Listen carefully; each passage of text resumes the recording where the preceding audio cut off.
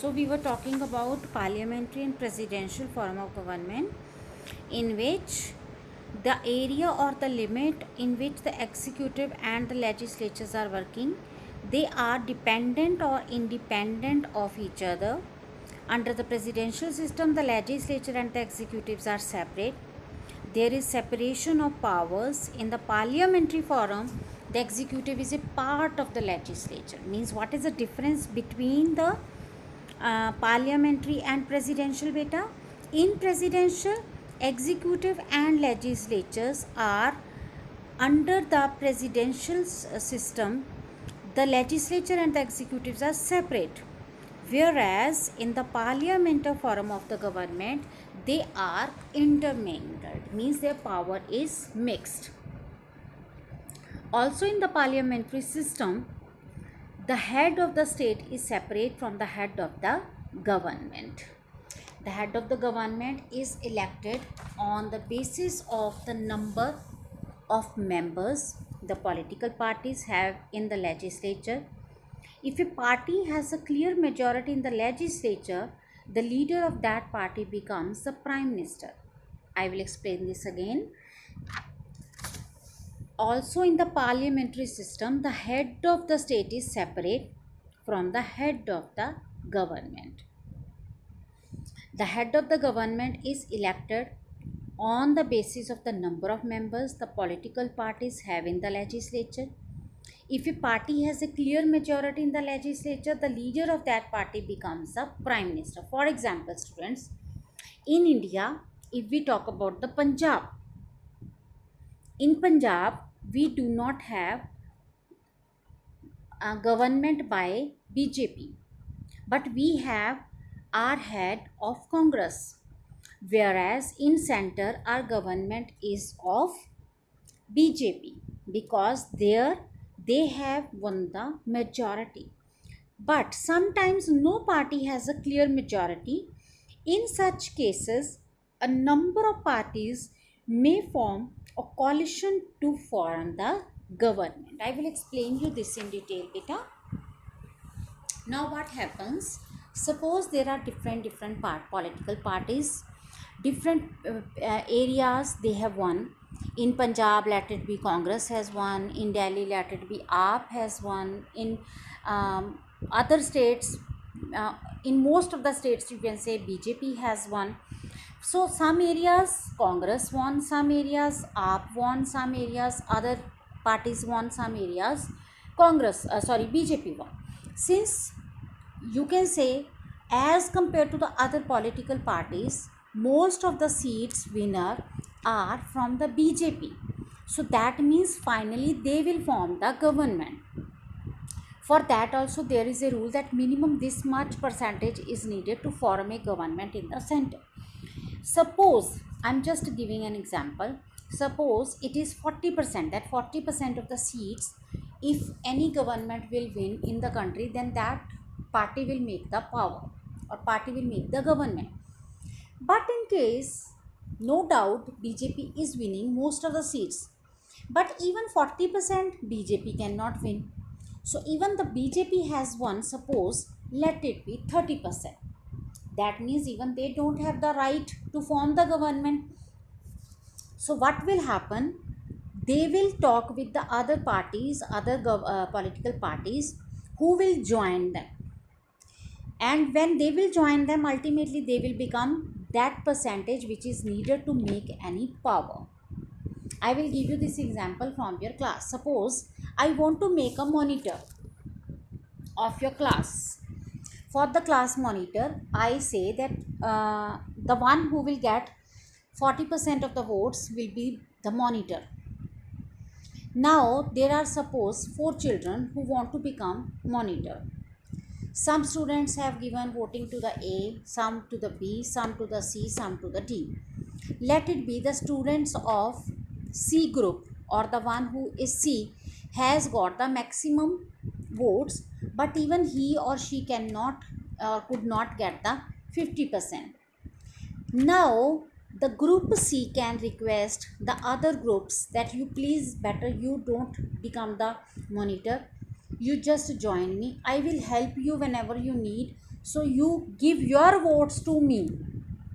Suppose C has already got 30 votes and B has got 10 votes, and B gives his cooperation and says, okay, no problems, you make the government, you have to follow what I will ask you to do.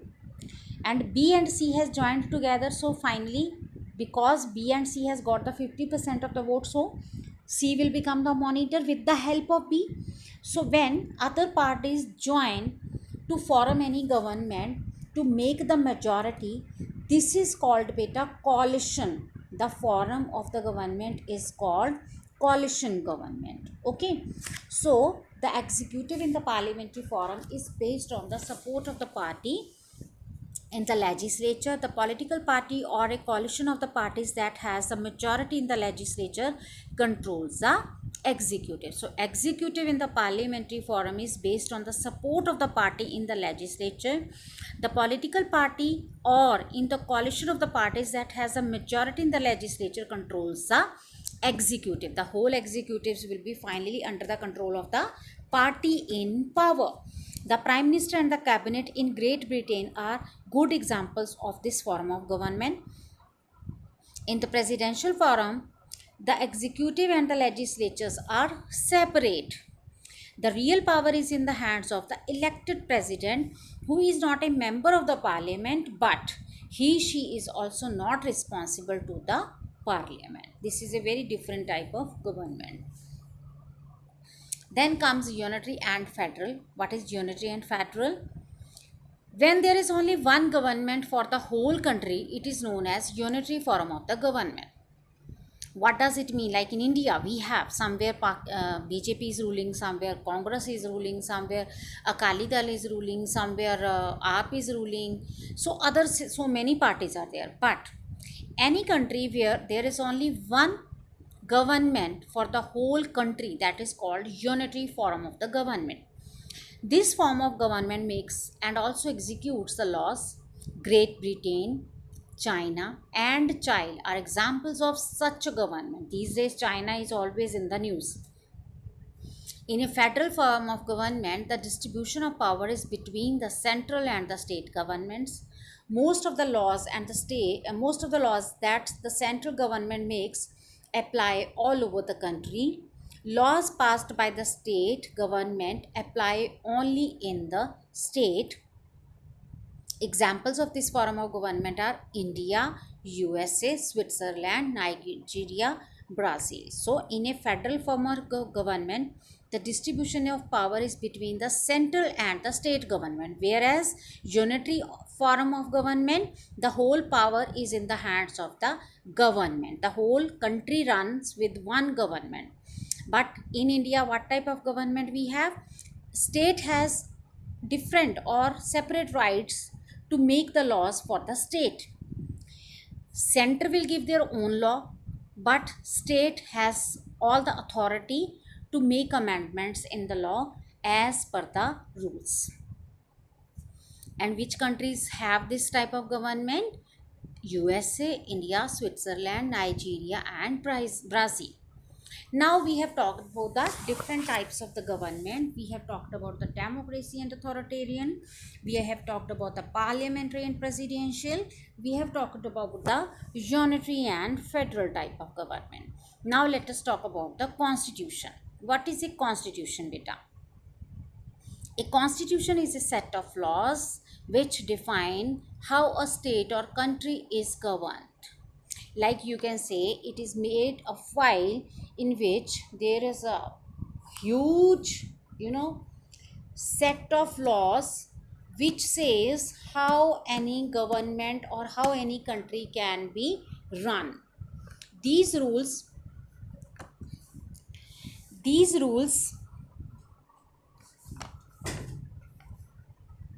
state the distribution of power and authority within the country. The constitution also states the limit to this power and authority. Now, what does it do? This constitution, these rules which are written in the constitutions, these rules are for the state, the distribution of power and authority within the country.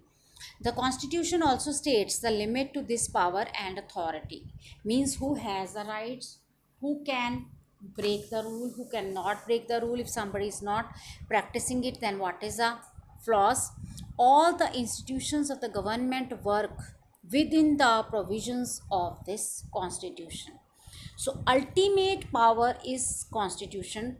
If some government is not working according to the constitution, then we have all the rights to interrogate them. There are different types of constitutions, written and unwritten, rigid and flexible. What are the written and unwritten constitution? As its name says, beta, in a written constitution, the fundamental principles of the government are formally written. The Constitution of India was prepared between 9th December 1946 and 26 November 1949 by the members of the Constituent Assembly. So it took how many years? 46, 47, 48, 49. 4 years it took to finally write the Constitution of the India. The aims of the people and the vision of the leaders are contained and protected in the constitution. This helps to avoid conflict of any kind. It took so many years, beta. So many people, variety of people means no area was left untouched for which the people were not involved to write this constitution. So many leaders were involved, educationists were involved, doctors were involved.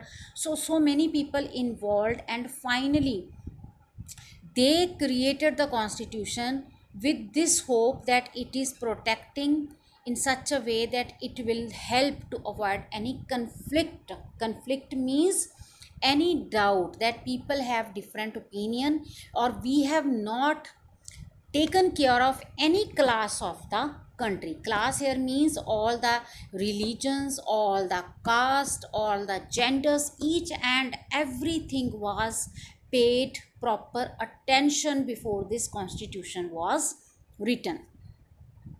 The British Constitution is an unwritten constitution and contains no single document.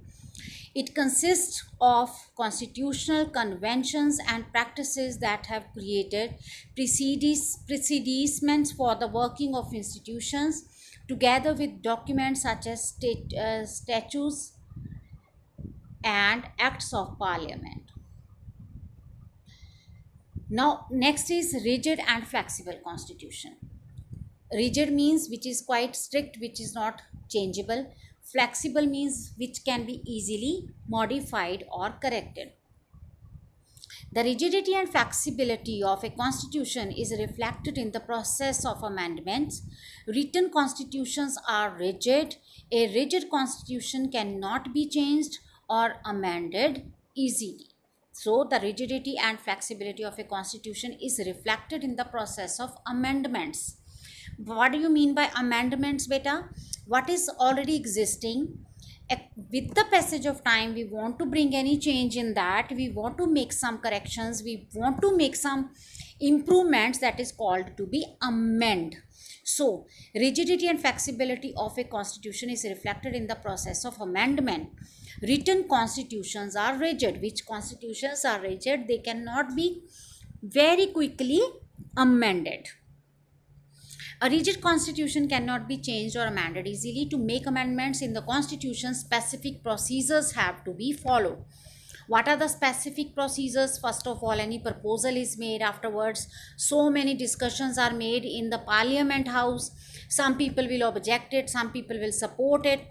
If the objected people will have majority, then it will not be acted.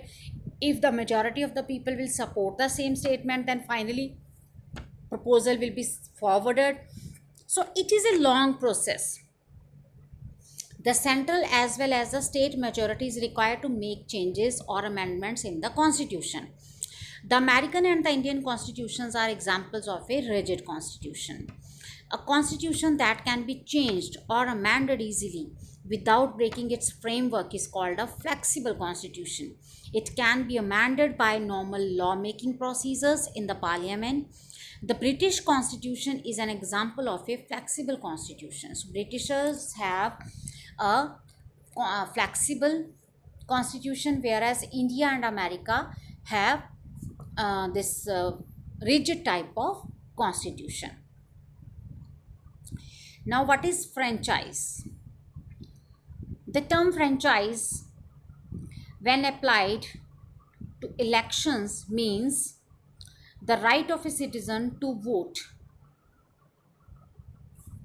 The term franchise, when applied to elections, means the right of a citizen to vote. If you remember, few minutes back only I told about the universal adult franchise, in which it is made clear that the person who is 18 or above 18 of age have the rights to vote. So here we are talking about the same point.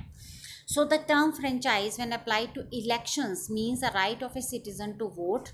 Franchise was once limited to citizens who could satisfy certain conditions such as education, possession of wealth, and income. Beta, earlier this franchise of vote was not given to everyone. For this, you need to satisfy certain rules. For example, you need to be some conditions such as it was related to the education or it was related to the wealth or income. What does it mean? Before you vote, you have to show that you earn this much or you have this much wealth. But a vote enables citizens to choose the people who will represent them in the state assemblies. The vote gives citizens the right to choose the people who will govern the country. If the citizens are not satisfied with the people, they can replace them in the next election. So we know that if this year or for the 5 years government is not giving satisfactory responsibility or the work or the promises which they have made, next year we will not vote them, we can change them. So this is the right of the vote, which ultimately give a check on the government, because we people have elected them and it is their responsibility to satisfy our needs. In most democracies today, the right to vote is universal. It is granted as a fundamental right, irrespective of race, ethnicity, class, or gender. What does it mean, beta?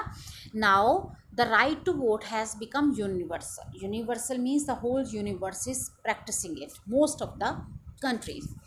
It is granted as a fundamental right. Fundamental rights are those rights which are given by the constitution to the citizens of any country. So this has become almost a fundamental right, irrespective, without bothering or without giving any importance on the name of the race. Ethnicity means the person, that person belongs to which caste, city or something. Class or gender.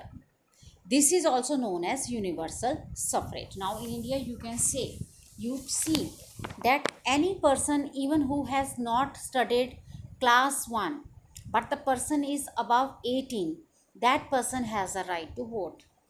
The person can be a male, the person can be a female, the person can be educated, uneducated, of any class, general category, reserved category, scheduled tribes, anything. So this is called beta universal suffrage. The first step towards the universal suffrage was taken in the early 19th century. It focused on removing property requirements for voting purpose. Earlier, no, people would have to show that they have this much property, only then they were given the right to vote. Now the people who were poor, actually when they were not having any property, how would they vote? So that means they are not at all important. So with the passage of time, so many revolts came, so many objections came, people spoke. So finally this was removed, that the right of, means if somebody is having property only that person can vote, this kind of clause was removed. In the late 19th and early 20th century, the focus of universal suffrage was on giving voting rights to women. In fact, for a long time in many developed countries, women were not given the right to vote.